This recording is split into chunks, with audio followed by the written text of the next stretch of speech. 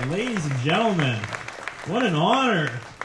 Come on, start off with a round of applause. Lorne Molleken agrees to take this challenge. This is a man, back-to-back preseason games right in the middle of the week of your 7 days. So that's a bunch of hours on a bus, am I correct, with a bunch of teenage boys? Yeah, while you're a little short on nerves. How was that? Well, you know what? This week has certainly been an eye-opener, and I go back to the summertime. Dave asked me if I'd be interested in doing this, and obviously the answer was yes. And we had an opportunity to tour the food bank back in the summertime, and that was an eye-opener in itself. But the part where the people go to get their hampers, we weren't allowed that day. And the day that we went to get our basket and walked through that door, and we had to produce a health card and ID and get our basket, it hit home. And this week was one that in my profession, I was surrounded by a group of teenage hockey players, by our office staff, by family, so there was all kinds of support. And my experience is a lot different than everybody else's here because I had a camera crew following me all week. I was mic'd. They followed me home. They watched me unpack the basket. They listened to how I was going to plan the meals, what was good, what we had to eat right away, a lot of different things. And to be real honest with you, and if it wasn't for the pantry items and the $5 we were able to spend, there's not a chance that I would have got through this. And the funny thing with me throughout the week is I lost my appetite, and I don't know why. Maybe because we lost the hockey game, but as the week went on, I lost my appetite, and I'm fortunate enough in because it's such a hectic time with us.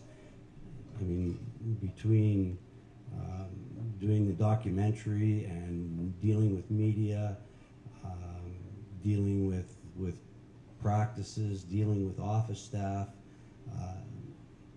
sending players home, which is never any fun, it kept me busy.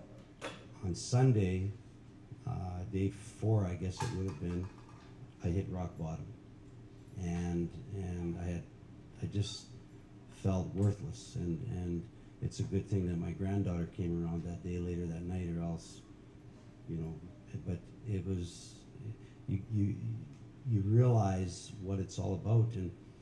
And my wife is away on a holiday right now, but I said to her when Dave asked about this, I said, Patsy, let's do this together. And she looked at me, and my wife grew up in inner city Regina, and she said to me, no.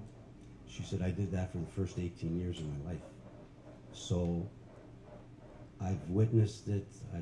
I know people that live in poverty and how difficult it is, and to get involved in something this special has been unbelievable, and it's an experience I'll never forget. Thank you. Moving on down to someone who probably had no problem blogging, our very own food blogger Renee Coleman just found out I went to high school with her brother. Aww. See how the Food Basket Challenge brings people together? Yeah. So, how did it affect your blogs? I didn't blog at all when on Free Sugar Bean when I was doing this, mostly because I was just really tired. I had no energy, and I'm a chef during the day, so I was constantly around food. It was excruciating to know that I'd be baking off bacon and I couldn't grab a slice. And the second day was really, really difficult. We had a really big event going out, and I was wrapping, jumbo prawns and bacon and baking them, and I had to go off site and grill like 55 steaks, and I hadn't really eaten much that day. And I was in bad shape when I got home. It was really difficult. temptation was everywhere, and it took so much willpower not to grab a cookie off the baking rack, or just even vegetables. Like, did not put a piece of red pepper in my mouth, or things that I would normally do, and I take that for granted. And I think that's what I learned mostly from this, was not to take anything for granted. Like, yeah, I wrote my last post last night, and I was just like so grateful to my mom who put like food on the table every night when we were kids, and yeah. Another huge honor, ladies and gentlemen, Bishop Donald Bolen agreeing to take part in the 2012, the second Food Basket Challenge. Now, you're someone who obviously is so used to, tending to other people's needs and their sorrows. What was it like having some sorrow of your own that people came to you for? Well, first of all, hats off to the Saskatoon Health Region and the Food Bank for putting this on, and also for the excellent anti-poverty resources that the Health Region puts out, which is really inspiring. I guess little things that that somebody else choosing your food, and even at the food bank, looking around at the baskets and saying, and then seeing the yogurt, and I have some food allergies. I'm not allergic to yogurt, but I just don't like yogurt, and it's the thing about being dependent on the food bank is a poverty in itself, and then the choices that you make when you have very limited resources. People already talked about infrastructure, and you have an advantage already when you got grocery stores in your neighborhood, and until very recently, people in Pleasant Hill haven't had a grocery store in their neighborhood. But $5 and the corn on the cob, and the rice and the potatoes and the bread, and I thought, I need butter, This could be a good week if I have butter. Butter is $4, and so forget butter. And then just the,